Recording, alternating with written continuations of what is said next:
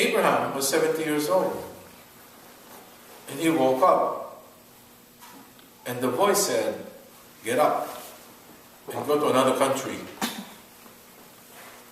70 years old. Nobody here is 70. In my other class, there are quite a few who are 70 plus. Imagine being 70 and you have to go to another land. You have to migrate another country. Not easy. Where did he had to go to? He had to move from Ur in Iraq, going to Jerusalem. Is that far? Oh yeah. Just like going from here to, I would estimate, maybe around Philadelphia. From here to Philadelphia. Walking. No cars. Bottom line here is, behold, I am the handmaid of the Lord. Be done to me according to your word. In other words, I submit myself to you. I have entrusted everything to you. Do what you need to do. Do whatever it is. I'm the handmaid. Let it be done. Remember the Pharaoh? So let it be written. So let it be done. Okay? Bible study materials. Yes, John. The point you made, St. Joseph having been a widower. Now, I've seen that, you're not the first person I heard say that. But what is the scholarship that leads people to conclude that? Because I find it kind of interesting, actually. I'm also interested in that too. That's why I did a lot of research on that. They're not absolutely certain about it, but the church doesn't say yes or no to it. So, again, maybe you can take it with a grain of salt. But that's one way many theologians explain those other brothers of Jesus, especially Simon and James, that they could have been sons of Joseph from the previous marriage. And they also, in Greek usage, could have been members of the extended family. If you look carefully, Saint Joseph was very much alive when Jesus was 12 years old. Remember that? The finding in the temple. He was 12 years old. And Joseph was alive. In fact, he was 3 days out of Jerusalem and 3 days back to Jerusalem looking for Jesus. And then back to their house. So Joseph, no doubt, was very much alive at the time. And that was 12. And Jesus' public life started at 30. So how many years is that from when he was 12 to 30? 18. 18 years. And then he had 3 years of public life, 21. Right? So 18 plus 3 is 21 years. They were saying there's only 21 years between the last account of Jesus being 12 up to the time of his death, which from all indications at age 33. Now, that means 21 years is not a lot of time, because the brothers James and Simeon, or Simon, those two names have been mentioned as the brothers of Jesus. The only alternative is they must be children of Joseph, because if they were children of Mary, after Joseph died and remarried, because those James and Simeon were actually mature men when Jesus was 30 years old.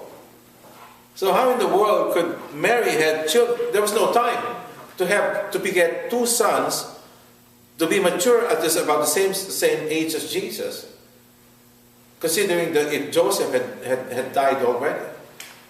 Or maybe the Blessed Mother had remarried and had children, which is beyond my comprehension. So the conclusion is those must be children of Saint Joseph from the prior marriage. That's the background. That's the background I've come up with. There's some other minor details, but the essence is that. Interesting. Absolutely. I share that with you. I find it very interesting. Anything else?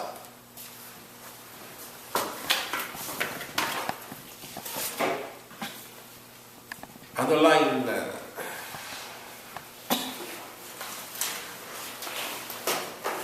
verse 18 actually. The Lord, the first reading, Isaiah 45. I am from the second line. I am the Lord and there's no other. Sounds like the first commandment of God. You see that? Next, part of verse 21. There's no other God besides me, a righteous God and a Savior.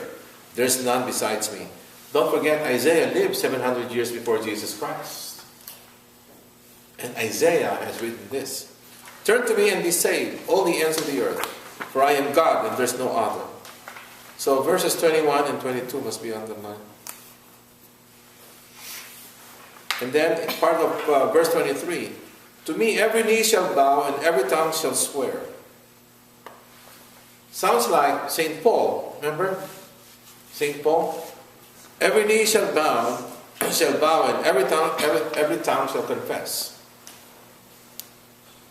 And then commentary 45, 6 to 7. 1, 2, 3, 4, 5, 6. Starting with line 7. The name Origin. Commentary 45, 6 to 7. Origin. This is what he said. Evil, in the absolute sense of the word, was not created by God. This was the conversation. Let me get you involved with the conversation. God created everything, right? Does that mean God created evil? God created everything. So does that mean God created evil? This is what Origen said. Now if you continue, if we speak of evil in a loose sense, meaning physical and natural evils, then we can say that God created it in order to convert men by their suffering. That should be underlined too.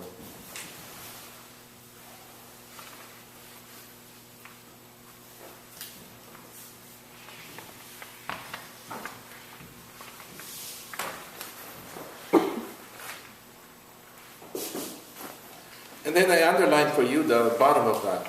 Our union with God is broken by sin.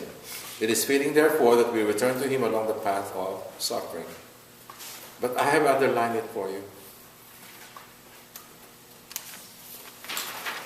Next. Next page. Starting with line 8. The Creator became a creature so that the one who was lost would be found. See that? Start with line 8. The Creator became a creature so that the one who was lost would be found. And then 4 lines below that. Man fell through his pride and God came with His grace. Sermons 128. You see that? Next paragraph, commentary 45, 14 to 25, first line. The Lord is the only God, there's no other.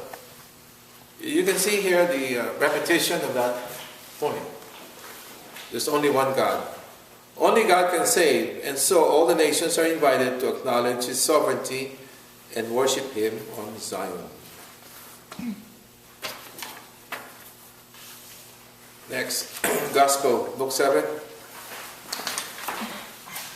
Verse 20 should be underlined. Are you He who is to come, or shall we look for another? I just talked about that. Commentary 18 to 23.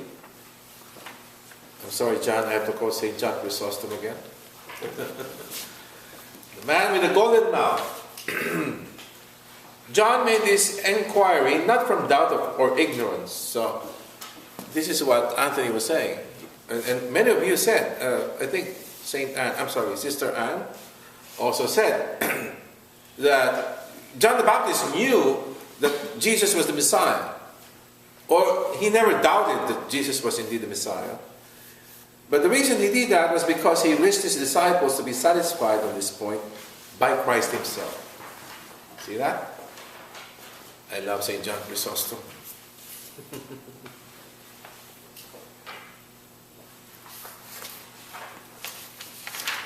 You see that St. John is reading.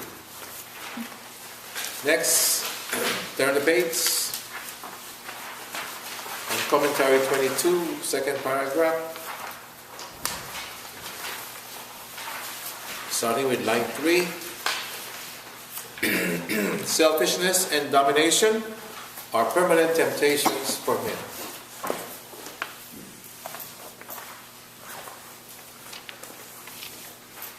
"99% of the people you ask, you say an idea to the person, you know what comes to mind to that person? What can I get from this?" That's selfishness and domination. Below that, roots of newly arising situations of injustice and to establish progressively a justice which will be less and less imperfect. And then under line 2, continue. This new poor, the handicapped, the maladjusted, the old, various groups on the fringe of society.